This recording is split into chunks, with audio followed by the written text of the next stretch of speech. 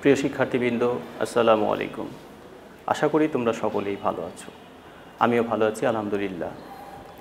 প্রিয় শিক্ষার্থীবৃন্দ, মণিপুর উচ্চ বিদ্যালয় ও কলেজ কর্তৃক নিবেদিত আমাদের পাঠশালায় আজকের পদার্থবিজ্ঞান দ্বিতীয় পত্রের তাপগতিবিদ্যা অধ্যায়ের ক্লাসে তোমাদের সকলকেই স্বাগতম জানাচ্ছি। শিক্ষার্থীবৃন্দ, ক্লাসের আলোচনা শুরুতেই বরাবরের মতো আমরা আগের ক্লাসে কি পড়েছিলাম সেটা একবার রিভিউ করে দেখা যাক। আগের ক্লাসে তোমরা পড়েছিলে তাপগতিবিদ্যার দ্বিতীয় সূত্র এবং তাপ ইঞ্জিন, যেখানে ছিল কার্নোর তাপ ইঞ্জিন এবং ইহার দক্ষতার রাশিমালা। প্রিয় শিক্ষার্থীবৃন্দ, তাপগতিবিদ্যার দ্বিতীয় সূত্রটি আমরা মূলত পড়েছিলাম তাপগতিবিদ্যার প্রথম সূত্রের সীমাবদ্ধতার কারণে। ইতিমধ্যে তোমরা নিজেরা পড়াশোনা করেছো তাপগতিবিদ্যার সীমাবদ্ধতাটা কোন জায়গায় ছিল। এর থেকে আসলো তাপগতিবিদ্যার দ্বিতীয় সূত্র। আর তাপগতিবিদ্যার দ্বিতীয় সূত্রের আমরা একটা মাত্র সূত্র পড়িনি, আমরা কয়েকটি সূত্র পড়েছিলাম। প্রথমেই পড়েছিলাম আমরা তাপগতিবিদ্যার দ্বিতীয় সূত্র সংক্রান্ত ক্লসিয়াসের বিবৃতি। এর যে মূল কনসেপ্টটা ছিল যে নিম্ন তাপমাত্রার বস্তু থেকে উচ্চ তাপমাত্রার বস্তুতে তাপ আপনা আপনি সঞ্চালিত হতে পারে না। একটু খেয়াল করলেই তোমরা দেখতে পাবে লেখা ছিল বাইরের কোনো শক্তির সাহায্য ছাড়া কোনো স্বয়ংক্রিয় যন্ত্রের পক্ষে নিম্ন তাপমাত্রার কোনো বস্তু হতে উচ্চ তাপমাত্রার কোনো বস্তুতে তাপের স্থানান্তর সম্ভব নয়, অথবা তাপ আপনা আপনি শীতল বস্তু হতে উষ্ণতর বস্তুতে স্থানান্তরিত হয় না। এটা ছিল ক্লসিয়াসের বিবৃতি। তারপরে খেয়াল করো কার্নোর বিবৃতিটা কেমন ছিল। বলছে কোনো নির্দিষ্ট পরিমাণ তাপ শক্তিকে সম্পূর্ণরূপে যান্ত্রিক শক্তিতে রূপান্তর করার মতো যন্ত্র তৈরি সম্ভব নয়। তারপরে তোমরা তৃতীয় সূত্রে প্লাঙ্কের বিবৃতি পড়েছিলে, সেটা কোনো তাপ উৎস হতে অনবরত তাপ শোষণ করবে এবং তা সম্পূর্ণরূপে কাজে পরিণত করবে, এরূপ একটি তাপ ইঞ্জিন তৈরি করা সম্ভব নয়। এরপরে পড়েছিলে কেলভিনের বিবৃতি। বলছে কোনো বস্তুকে তার পারিপার্শ্বের সাপেক্ষে শীতলতম অংশ হতে অধিকতর শীতল করে শক্তির অবিরাম সরবরাহ পাওয়া সম্ভব নয়। পরীক্ষায় যদি জিজ্ঞাসা করা হয় যে তাপগতিবিদ্যার দ্বিতীয় সূত্রটি লিখো, তোমাকে যদি সুনির্দিষ্ট করে কোনো বিজ্ঞানীর নাম না বলে দেয় তাহলে তোমার ইচ্ছা অনুযায়ী তুমি যে কোনো একটি লিখতে পারবে। তারপরে আমরা পড়েছিলাম তাপ ইঞ্জিন। তাপ ইঞ্জিন কি ছিল? তাপ শক্তিকে যে যন্ত্র বা যে ইঞ্জিন তাপ শক্তিকে যান্ত্রিক শক্তিতে পরিণত করতে পারে তাকে বলা হয় তাপ ইঞ্জিন। আর এই তাপ ইঞ্জিনের মূল নীতিটা ছিল এরকম যে এই তাপ ইঞ্জিন উচ্চ তাপমাত্রার তাপ উৎস থেকে কিছু পরিমাণ তাপ গ্রহণ করবে এবং এর একটা অংশ কাজে পরিণত করবে এবং অব্যবহৃত অংশ বা বাকি অংশটুকু তাপ গ্রাহকে বর্জন করবে। এটা ছিল তাপ ইঞ্জিন এবং তাপ ইঞ্জিনের মূল নীতি। আর এই মূল নীতি ব্যাখ্যায় আমরা যখন করে দেখলাম যে যদি এটা T1 তাপমাত্রার তাপ উৎস হতে Q1 পরিমাণ তাপ গ্রহণ করে এর একটা অংশ কাজে পরিণত করে বাকি Q2 পরিমাণ তাপ শক্তি T2 তাপমাত্রার নিম্ন তাপমাত্রার তাপ আধারে বর্জন করে, তাহলে এর যে কাজের পরিমাণটা আমরা নির্ণয় করেছিলাম Q1 - Q2। এরপরে আমরা দেখেছিলাম যে এই যন্ত্রটি কিভাবে কাজ করে এবং এটার তিনটা পার্ট থাকে। একটা উচ্চ তাপমাত্রার তাপ আধার, একটা হচ্ছে তাপ নিরোধক আসন, তারপরে ছিল হিট সিঙ্ক এবং এখানে একটি ঘর্ষণহীন পিস্টন ছিল যার মধ্যে আমরা এজেন্ট নেই,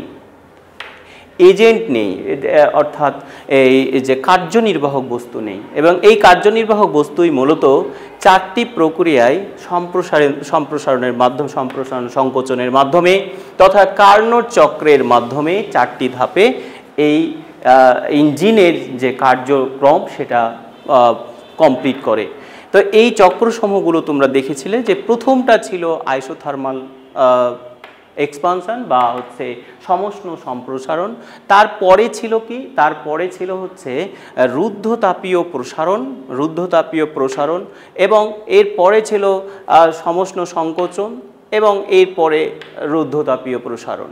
এই ছিল কার্নো ইঞ্জিনের চারটি ধাপ। এবং এই ধাপকে যদি আমরা নির্দেশক চিত্রের মাধ্যমে প্রকাশ করি তাহলে নির্দেশক চিত্রটা হয় এই যে এই অংশটুকু হচ্ছে আইসোথার্মাল সম্প্রসারণ, তারপর এটা হচ্ছে এডিয়াবেটিক সম্প্রসারণ বা এডিয়াবেটিক এক্সপানশন বা রুদ্ধতাপীয় সম্প্রসারণ, তারপরে ছিল সমষ্ণ সংকোচন, তারপরে ছিল রুদ্ধতাপীয় সংকোচন। এই ছিল হচ্ছে তোমার 4টা প্রসেস। তার মধ্যে প্রথমটা তোমরা দেখতে পাচ্ছ এই অধ্যায়ে জ্বালানি গ্রহণ করে। এরপরে ছিল এরপরে আমরা এই ধাপে কি পরিমাণ কাজ সম্পাদিত হবে সেটা আমরা হিসেব করেছিলাম। তোমরা নিশ্চয়ই দেখতে পাচ্ছ যে এই হিসাবকৃত তাপের পরিমাণ ছিল Q1 = QW1, মানে যে পরিমাণ তাপ এখানে দেওয়া হয় সমস্ত প্রক্রিয়ায় এই তাপেই মূলত এই কাজ সম্পাদন করে।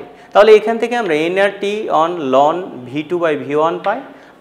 আর যদি এটা V1 আয়তন থেকে যদি পিস্টনটির V2 সম্প্রসারিত হয়, অর্থাৎ কার্যনির্বাহক বস্তুর আয়তন যদি V1 থেকে সম্প্রসারিত হয়ে V2-তে হয়, V2-তে পৌঁছায়, তাহলে আমরা এই সূত্রটা লিখতে পারি। আবার দেখো বয়েলের সূত্র থেকে আমরা যেহেতু জানি যে তাপ এবং আয়তন এবং চাপ যেহেতু পরস্পর ব্যস্তানুপাতিক, তাই V2/V1 এর জায়গায় আমরা P1/P2 লিখতে পারি। আর এই জায়গাতে আমরা আবার এন্ট্রপির পরিবর্তনও নির্ণয় করতে পারি। তোমরা এটাও পড়েছিলে লাস্ট ক্লাসে যে এন্ট্রপিটা কি ছিল। এন্ট্রপি তোমাদের নিশ্চয়ই মনে আছে যে কোনো একটি তাপগতীয় প্রক্রিয়া তথা রুদ্ধতাপীয় প্রক্রিয়ায় বস্তুর যে তাপীয় ধর্ম স্থির থাকে তাই ছিল এন্ট্রপির পরিবর্তন। আবার এই এন্ট্রপির পরিবর্তন আমরা কিভাবে ক্যালকুলেট করতে পারি সেটা ছিল যদি আমরা একক তাপমাত্রায় তাপের পরিবর্তন লক্ষ্য করি তাহলে আমরা এন্ট্রপির পরিবর্তন পেয়ে যাব। অর্থাৎ ডেল্টা S1 = আমরা লিখতে পারি Q1/T1। আর এক্ষেত্রে সমস্ত প্রক্রিয়ায় যেহেতু তাপীয় ধর্ম বৃদ্ধি পায় তাহলে আমরা বলতে পারি যে যেহেতু তাপীয় ধর্ম বৃদ্ধি পায় তাহলে এন্ট্রপি বৃদ্ধি পায়।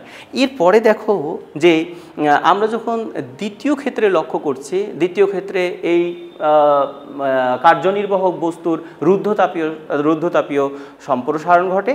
রুদ্ধতাপীয় সম্প্রসারণ ঘটার ফলে এর যে কাজের যে পরিমাণ সেই কাজের পরিমাণটা কিন্তু আমরা এখানে হিসেব করতে পারি। কিন্তু রুদ্ধতাপীয় প্রক্রিয়ায় কোনো তাপের আদান প্রদান হয় না, তাহলে কাজের পরিমাণটা কত ছিল দেখো nR/γ-1 T1 - T2 এটা আমরা পেয়েছিলাম। আবার এন্ট্রপির পরিবর্তন যদি লক্ষ্য করি, যেহেতু একক তাপমাত্রায় তাপের কোনো পরিবর্তন নাই তাহলে আমরা এখানে এন্ট্রপির পরিবর্তনও পাই না, এন্ট্রপির পরিবর্তনও শূন্য হয়। অর্থাৎ রুদ্ধতাপীয় প্রক্রিয়ায় এন্ট্রপি স্থির থাকে। এটা এখান থেকে একটি কোশ্চেন তোমাদেরকে জিজ্ঞাসা করা হয়। এরপরে দেখো তারপরে তোমরা যেটা দেখেছিলে যে কার্নো ইঞ্জিনের এরপরে তৃতীয় ধাপে বা তৃতীয় চক্রে যে ঘটনাটি ঘটে সেটা হচ্ছে ওই কার্যনির্বাহক বস্তু যদি Q2 পরিমাণ তাপ বর্জন করে এটা বর্জিত তাপ Q2 পরিমাণ তাপ বর্জন করে তাহলে কাজের পরিমাণ হবে মাইনাস। যেহেতু এখানে সংকোচন ঘটছে তাহলে এন্ট্রপির পরিবর্তন হবে কত ডেল্টা S3 = Q2/T2। এরপরে তোমরা চতুর্থ ধাপে যেটি দেখলে সেটি হলো রুদ্ধতাপীয় সংকোচন। এখানে বর্জিত তাপের পরিমাণ এখানে দেখা যাচ্ছে যে আমরা যে তাপটা পাই সংকোচনের ক্ষেত্রে সেটা হলো যেহেতু গৃহীত বা বর্জিত তাপ হলো Q2 = 0 তাহলে আমরা W4 পাই -nR/γ-1 T1 - T2। আর এন্ট্রপির পরিবর্তন কত হবে? এন্ট্রপির পরিবর্তন হবে -0/T2। এই সময় যেহেতু তাপমাত্রা ছিল T2 তাই এখানে এন্ট্রপির পরিবর্তনও শূন্য। তাহলে এন্টায়ার সম্পূর্ণ প্রসেসে আমরা কি দেখছি? সম্পাদিত কাজের পরিমাণ হবে W = W1 + W2 - W3 - W4। আর এটা যদি আমরা যোগ করি তাহলে মূলত এই যে চারটা নির্দেশক রেখা আমরা দেখতে পাচ্ছি, এই রেখা দ্বারা আবদ্ধ যে ক্ষেত্র এই ক্ষেত্রের ক্ষেত্রফল নির্দেশ করে এই চক্রের মোট সম্পাদিত কাজ। আর এই সময় যদি আমরা এন্ট্রপির পরিবর্তন করতে হবে সেটা যদি আমরা ক্যালকুলেট করার চেষ্টা করি, যোগ করার চেষ্টা করি, তাহলে ডেল্টা S = আমরা পাবো মোটটা কিন্তু হয়ে যায় শূন্য। অর্থাৎ কার্নোর চক্রে মোট এন্ট্রপির পরিমাণ শূন্য হয়। মানে আমরা কিন্তু বলতে পারি যে কার্নোর চক্র মোট এন্ট্রপির পরিমাণ শূন্য।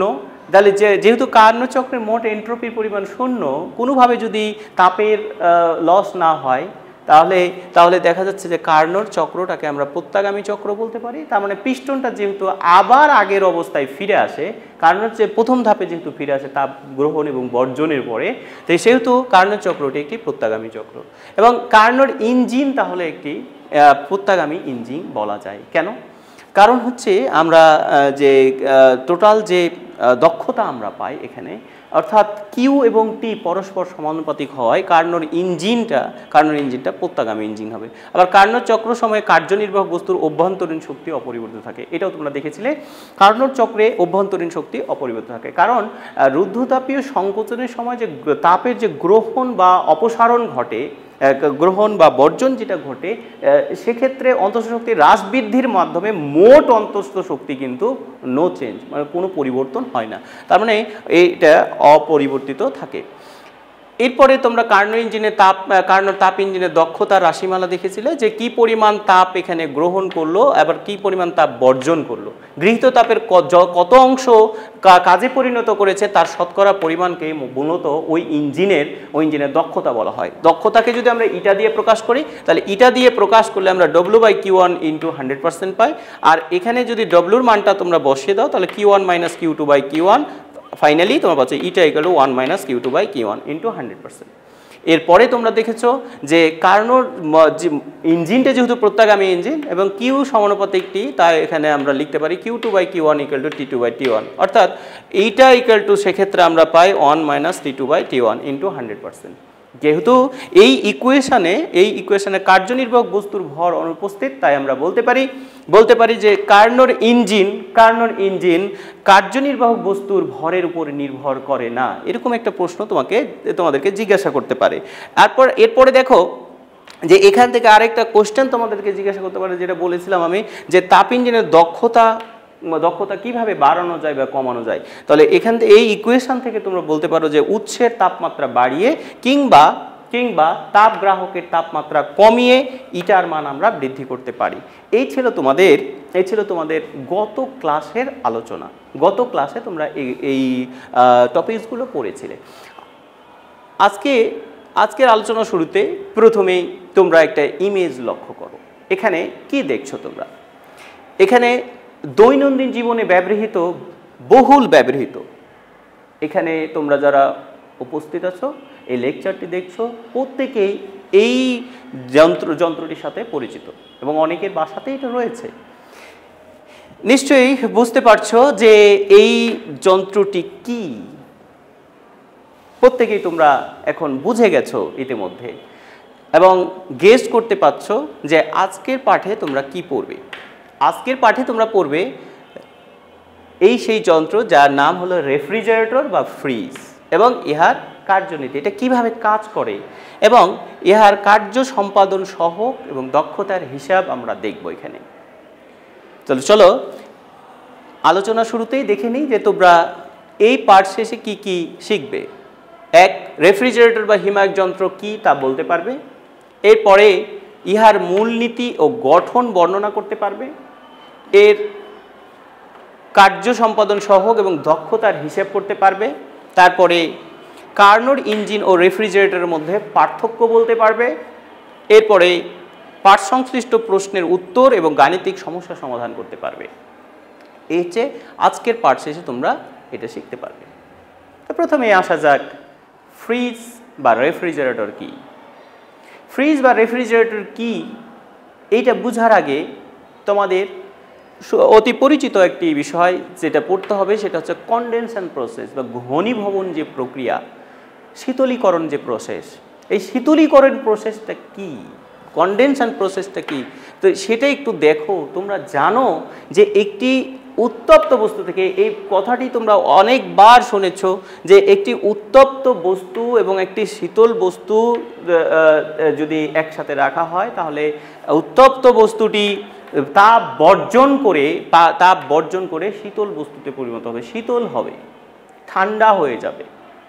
আর এই যে উত্তপ্ত বস্তুর তাপ বর্জনের মাধ্যমে ঠান্ডা হওয়ার যে প্রক্রিয়া বা স্বাভাবিক অবস্থায় ফিরে আসার যে প্রক্রিয়া, সেই প্রক্রিয়াটাই হচ্ছে কনডেনশন প্রসেস বা ঘনীভবন প্রসেস।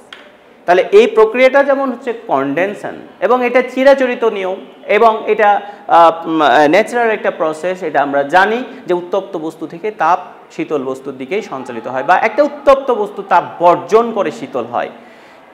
কিন্তু এর উল্টো প্রক্রিয়া যদি আমরা ঘটাতে চাই, একটি শীতল বস্তু থেকে তাপকে নিয়ে তাপ গ্রহণ করে যদি আমরা উত্তপ্ত বস্তুর দিকে প্রেরণ করতে চাই, তাহলে এটা আপনা আপনি বা সাধারণভাবে এটা প্রেরণ করা সম্ভব হয় না। তাহলে অবশ্যই এখানে বাইরের কোনো এজেন্ট কর্তৃক এখানে এই সিস্টেমের উপরে কাজ সম্পাদন করলে তাহলে এই প্রসেসটি সম্ভব হয়। অর্থাৎ শীতল বস্তু থেকে তাপ নিয়ে উত্তপ্ত বস্তুতে প্রেরণ করা সম্ভব হয়। তা শীতল বস্তু থেকে তাপ নিয়ে যখন আমরা উত্তপ্ত বস্তুর দিকে প্রেরণ করছি, এই প্রসেসটাকে বলা হয় রেফ্রিজারেশন প্রসেস, অর্থাৎ হিমায়ন প্রক্রিয়া। তাহলে আরেকবার রিমাইন্ড করো যে শীতল বস্তু থেকে তাপ উত্তপ্ত বস্তুর দিকে প্রেরণ করার বা পাঠানোর যে প্রক্রিয়া, এই প্রক্রিয়াটাই হচ্ছে রেফ্রিজারেশন প্রসেস বা হিমায়ন প্রক্রিয়া। আর এই হিমায়ন প্রক্রিয়ায় তাপকে শীতল বস্তু থেকে উত্তপ্ত বস্তুর দিকে পাঠিয়ে কক্ষ তাপমাত্রার চেয়ে অপেক্ষাকৃত শীতল তাপমাত্রা যে সৃষ্টি করে এবং সেই তাপমাত্রাটাকে স্থির রাখে, এই যন্ত্রটি বা এজেন্টের নাম হচ্ছে রেফ্রিজারেটর। তাহলে আরও একটু ভালোভাবে যদি বলো যে যন্ত্রের সাহায্যে হিমায়ন প্রক্রিয়ায় কক্ষ তাপমাত্রার চেয়ে অপেক্ষাকৃত শীতল তাপমাত্রা সৃষ্টি করা হয় এবং সেই তাপমাত্রা স্থির রাখা হয়, তাকেই বলা হয় রেফ্রিজারেটর। আশা করি বুঝতে পেরেছো তোমরা। এই যে রেফ্রিজারেশন যে প্রসেস, এই রেফ্রিজারেশন প্রসেসটা সম্পূর্ণ করে মূলত, অর্থাৎ বাইরের এজেন্ট কর্তৃক যে কাজ করে মূলত, সেই কাজ করার যে একটি যন্ত্র আছে, সেই যন্ত্রটার নাম হচ্ছে কম্প্রেসার। মূলত কম্প্রেসার এই কাজটি করে থাকে। তোমরা জেনে থাকবে যে এই যন্ত্রটি এই যে রেফ্রিজারেশন প্রসেসের মাধ্যমে তথা রেফ্রিজারেটরের সাহায্যে এই যে কক্ষ তাপমাত্রার চেয়ে যে অপেক্ষাকৃত শীতল তাপমাত্রা আমরা সৃষ্টি করছি, এটা মূলত আমরা যে মাছ মাংস বা পচনশীল খাদ্যদ্রব্য যেগুলো আছে সেগুলোকে সংরক্ষণ করার জন্য একটা নির্দিষ্ট টেম্পারেচারে বা অপেক্ষাকৃত শীতল তাপমাত্রায় সংরক্ষণ করার জন্য মূলত রেফ্রিজারেটর ব্যবহৃত হয়। এবং শীত প্রধান দেশে এই যে হিট পাম্পিং যে প্রসেস, এই হিট পাম্পিং প্রসেসটা মূলত শীত প্রধান দেশে বহুল প্রচলিত। কারণ এখানে যেহেতু খুব ঠান্ডা থাকে, তারপরও যেহেতু বাইরে সূর্য ওঠে এবং সূর্যের তাপ থাকে, এই সূর্যের তাপ পরিবেশের মধ্যে থাকে, এই পরিবেশ থেকে সেই তাপমাত্রাকে নিয়ে রুমের ভিতরে পাঠানো হয়। তাহলে রুম টেম্পারেচার, তাহলে রুমের ভিতরটা কি হয়, একটু উত্তপ্ত হয়। এই যে প্রসেস, এই কাজটা করতে হলে একটু খেয়াল করে দেখো, একটু মনে মনে চিন্তা করে দেখো যে শীতপ্রধান দেশে বাইরের যে তাপমাত্রা সেটাও কিন্তু শীতল। তাহলে শীতল বস্তু থেকে তাপকে নিয়ে রুমের মধ্যে পাঠানো হচ্ছে।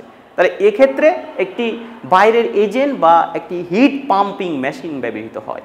ঠিক আছে, ঠিক এই প্রক্রিয়াটাই মূলত এখানে রেফ্রিজারেটরে প্রয়োগ করা হয়েছে। তাহলে রেফ্রিজারেটর কি করলো, হিমায়ন প্রক্রিয়ায় একটি শীতল বস্তু থেকে হিট পাম্পের মাধ্যমে উত্তপ্ত বস্তুর দিকে তাপ নিয়ে গেল বা প্রেরণ করলো। আর এই রেফ্রিজারেটরের মধ্যে এই যে তাপ গ্রহণ করে নিয়ে যাওয়ার যে প্রক্রিয়া, এই প্রক্রিয়ার অংশগ্রহণ করে যে পদার্থটি, তার নাম হচ্ছে এজেন্ট বা রেফ্রিজারেন্ট। এই এজেন্টটাকে বলা হয় রেফ্রিজারেন্ট। বহুল ব্যবহৃত রেফ্রিজারেন্ট হচ্ছে একটি হলো ফ্রেয়ন, যাকে তোমরা সিএফসি হিসেবে চিনো। এর বাণিজ্যিক নাম হচ্ছে ফ্রেয়ন, যেটা হলো ক্লোরোফ্লোরোকার্বন বা হাইড্রোক্লোরোফ্লোরোকার্বন। আর বাণিজ্যিকভাবে একটি রেফ্রিজারেটরে ভালো রেফ্রিজারেন্ট হিসেবে যেটা ব্যবহৃত হয় এখন বর্তমানে লক্ষ্য করা যায় আমাদের দেশে এখন যে রেফ্রিজারেটরগুলো ব্যবহার করা হচ্ছে, সেই রেফ্রিজারেটরগুলোতে যে ফ্রেয়ন ব্যবহৃত হচ্ছে তার নাম হচ্ছে R600A। এই ধরনের রেফ্রিজারেন্ট ব্যবহার করা হচ্ছে। তাহলে এবার আমরা দেখে নিই যে রেফ্রিজারেটর বা হিমায়ক যন্ত্রের মূলনীতি এবং গঠনটা কেমন। এই রেফ্রিজারেটরের মূলনীতি হচ্ছে কার্নোর যে ইঞ্জিন আমরা দেখলাম, কার্নোর ইঞ্জিনের উল্টো প্রক্রিয়া। তার মানে রেফ্রিজারেটরও কিন্তু একটি তাপ ইঞ্জিন। রেফ্রিজারেটর একটি তাপ ইঞ্জিন যেটা কার্নোর ইঞ্জিনের উল্টো প্রক্রিয়ায় নিম্ন তাপমাত্রার বস্তু থেকে তাপ অপসারণ করে উচ্চ তাপমাত্রায় তাপ বর্জন করে। তাহলে দেখো জাস্ট এই আগের যে প্রসেসটা তোমরা পড়েছো, এই প্রসেসটাকে জাস্ট উল্টিয়ে দাও। এই প্রসেসটাকে উল্টিয়ে দিলে কি হবে? এই প্রসেসটা উল্টিয়ে দিলে দেখা যাচ্ছে কি, দেখো নিম্ন তাপমাত্রার তাপ উৎস থেকে তাপ গ্রহণ করলো, রেফ্রিজারেটর এখানে বাইরে থেকে কিছু কাজ সম্পাদিত হলো। তার মানে অ্যারো হেড দেখেই তোমরা বুঝতে পারছো যে বাইরে থেকে এখানে সিস্টেমের উপরে কাজ সম্পাদন করা হয়। ওইখানে আমরা দেখছিলাম যে সিস্টেম কাজ সম্পাদন করছিল, আর এখন আমরা দেখছি যে সিস্টেমের উপর বাইরে থেকে কাজ সম্পাদন করা হচ্ছে। তাহলে এরপরে দেখো অ্যারো হেড দেখে বুঝতে পারছো যে কি পরিমাণ তাপ বর্জন করছে। তাহলে নিশ্চয়ই তোমাদের মনে প্রশ্ন হচ্ছে এখন আসলে কি আছে এর মধ্যে। দেখো এখানে এর গঠনে মূলত চারটা জিনিস খুব ইম্পর্টেন্ট, চারটা জিনিস এখানে এই কাজটা করে থাকে। প্রথমে দেখা যায় যে এখানে একটা সম্প্রসারণ ভালভ আছে, ঠিক আছে। এই যে সম্প্রসারণ ভালভ, এই সম্প্রসারণ ভালভ প্রথমে কি করে, সম্প্রসারণ ভালভ থেকে এই তাপকে উত্তপ্ত বাষ্পে পরিণত করে। উত্তপ্ত বাষ্পে যখন পরিণত করে, তখন এই উত্তপ্ত বাষ্প তখন হচ্ছে ঘনীভবন কুণ্ডলিতে তাপ বর্জন করে। তারপরে হচ্ছে কম্প্রেসারে এসে ওইটা কম্প্রেসড করা হয়। কম্প্রেসড করার পর ওইটা ঠান্ডা তরলে পরিণত হয়, ওই ফ্রেয়ন বা রেফ্রিজারেন্ট। এই ঠান্ডা তরল তখন এই যে ঘনীভবন কেবল বাষ্পীভবন কুণ্ডলীর মধ্য দিয়ে যখন পাস হয়, তখন এই বাষ্পীভবন কুণ্ডলী থেকে তাপ গ্রহণ করে। তাহলে বাষ্পীভবন কুণ্ডলী থেকে তাপ গ্রহণ করে সেটা বাষ্পীভবন কুণ্ডলীর মধ্য দিয়ে তাপ গ্রহণ করে সেটা হচ্ছে কম্প্রেসার কম্প্রেসড হয়ে উচ্চ তাপমাত্রায় তাপগ্রাহকে তাপ বর্জন করে এবং আগের অবস্থায় ফিরে আসে। তাহলে চলো এখানে আমরা এর কার্যপ্রণালীটা আরেকবার লক্ষ্য করি ফ্রিজের মধ্যে কিভাবে এই ঘটনাটি ঘটছে। তাহলে এখানে মূলত একটি শীতলীকরণ প্রকোষ্ঠ থাকে। এই শীতলীকরণ প্রকোষ্ঠে যে একটি বাষ্পীভবন কুণ্ডলী থাকে, আর এই প্রকোষ্ঠটা মূলত এই যে কুণ্ডলী যে রয়েছে, এই কুণ্ডলীটা সুপরিবাহক পদার্থ দ্বারা গঠিত থাকে। তাহলে এই সুপরিবাহক কুণ্ডলীর মধ্য দিয়ে যখন এজেন্ট বা রেফ্রিজারেন্ট যখন পাস হচ্ছে, তখন এর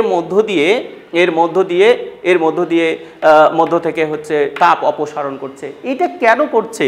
মূলত দেখো যে এই যে এখানে একটা সম্প্রসারণ ভালভ আছে, এই সম্প্রসারণ ভালভ যখন উচ্চ চাপে এই রেফ্রিজারেন্টকে যখন সম্প্রসারিত করছে, তখন এইটা ঘনীভবন কুণ্ডলী থেকে বাষ্পীভবন কুণ্ডলীতে গিয়ে কি হয়, এটা বাষ্পে পরিণত হতে চায়। তাহলে বাষ্পে পরিণত হওয়ার জন্য যে সুপ্ত তাপ দরকার, সেটা ফ্রিজের মধ্যে থাকা অর্থাৎ শীতলীকরণ প্রকোষ্ঠে থাকা খাদ্যবস্তু থেকে তাপটা গ্রহণ করে এবং এই তাপ গ্রহণ করার পর এই বাষ্প কিন্তু তখন উত্তপ্ত হয়ে যায়।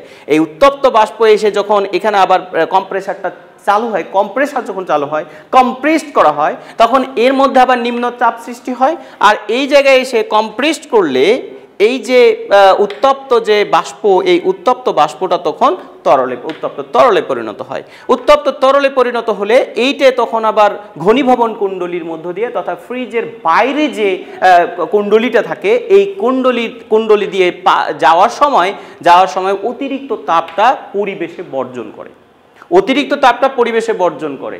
এভাবে আবার সম্প্রসারণ ভালভে যায়, এই তরল আবার সম্প্রসারিত হয়, আবার বাষ্পীভবন প্রক্রিয়ায় শীতলীকরণ প্রকোষ্ঠ থেকে সাহায্যে তাপ গ্রহণ করে। এভাবে এই প্রক্রিয়াটি চলতে থাকে। তোমরা যদি ইন্টার প্রসেসটি একবার লক্ষ্য করো স্ক্রিনে, দেখো এখানে যদি আমরা এই যে নীল যে ফ্রেয়ন যে পাস হচ্ছে, এটাকে যদি আমরা উত্তপ্ত সম্প্রসারিত ফ্রেয়ন বিবেচনা করি, তাহলে খাদ্যবস্তু থেকে তাপ গ্রহণ করলো, এটা কম্প্রেসারের মধ্যে আসলো, কম্প্রেসার এসে এই উত্তপ্ত তরল ঘনীভবন কুণ্ডলীর মধ্য দিয়ে পাস হওয়ার সময় এখানে হিট রিলিজ করলো। এই যে প্রক্রিয়া, এই প্রক্রিয়াটিকে যদি আমরা ম্যাথমেটিক্যালি যদি এখন আমরা দেখতে চাই, তাহলে রেফ্রিজারেটর বা হিমায়ক যন্ত্রের আমরা কর্ম সম্পাদন সহগ হিসেব করতে পারি। লক্ষ্য করো এখানে আগের যে প্রসেসটা ছিল তার উল্টো প্রসেস যেহেতু, তাহলে আমরা এখন শীতলীকরণ প্রকোষ্ঠের তাপমাত্রাকে যদি আমরা Q2 ধরি এবং তাপমাত্রা যদি T2 ধরি, তাহলে কাজের পরিমাণ কত হবে? দেখো কাজের পরিমাণ হবে Q1 - Q2, এখানে যেহেতু Q1 পরিমাণ তাপ বর্জন করেছে। তাহলে এর কর্ম সম্পাদন সহগ বা কোএফিসিয়েন্ট অফ পারফরমেন্স কপ আমরা কিভাবে হিসাব করতে পারি? এই সূত্রের সাহায্যে হিসাব করতে পারি। কোএফিসিয়েন্ট অফ পারফরমেন্স হচ্ছে কোনো রেফ্রিজারেটর বা কোনো হিমায়ক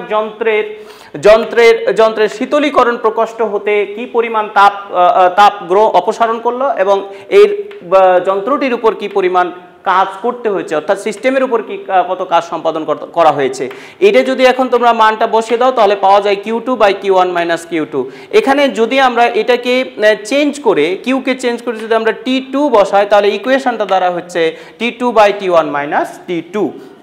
এভাবে তোমরা দেখতে পাচ্ছ যে কোএফিসিয়েন্ট অফ পারফরমেন্সের মান হচ্ছে 2 থেকে 6 এর মধ্যে হয়ে থাকে। যত বেশি হবে ওই রেফ্রিজারেটর তত অল্প সময়ের মধ্যে অধিক তাপ অপসারণ করবে, এই প্রক্রিয়ায় তাপ বর্জন করে থাকে। এবার এখান থেকে যদি আমরা আবার এর দক্ষতা ক্যালকুলেশন করতে চাই, তাহলে শুধুমাত্র আমরা কোএফিসিয়েন্ট অফ পারফরমেন্সকে শতকরায় প্রকাশ করলে আমরা এর দক্ষতা পেয়ে যাব।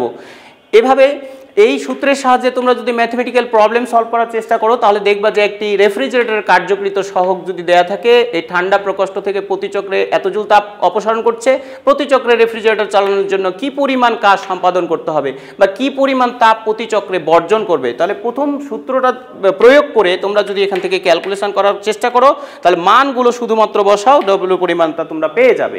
এরপরে দেখো একটি রেফ্রিজারেটরের -70°C তাপমাত্রা তাপ আধার হতে 3500 জুল তাপ গ্রহণ করে এবং উচ্চ তাপমাত্রা তাপ আধারে 5200 জুল তাপ বর্জন করে। রেফ্রিজারেটরের কার্যকৃত সহগ এবং তাপ আধারের উচ্চ তাপমাত্রা নির্ণয় করো। এই সূত্রটা জাস্ট ব্যবহার করো, ব্যবহার করলে তোমরা কি এর মান পেয়ে যাচ্ছ।